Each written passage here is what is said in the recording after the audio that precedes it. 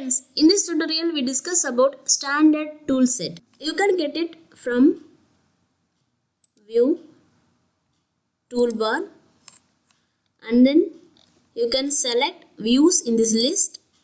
It shows standard views tool set. Close. Otherwise you can get it. So in the camera, standard views, here various views, top, bottom, front, back, left, right, isometric. The same thing you can see here, the views tool set. Okay, every time you can go camera by standard views and pick. This is a long process, and this is a very quick process to view different views. So first is the isometric view, the next one top view.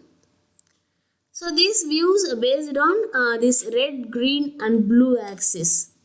Okay, if your project is not in the correct axis, it not show correct view. Okay, the right one, back, the left one. Okay, using this standard view tool set for a quick access. Thanks for watching. Don't forget to like, share and subscribe.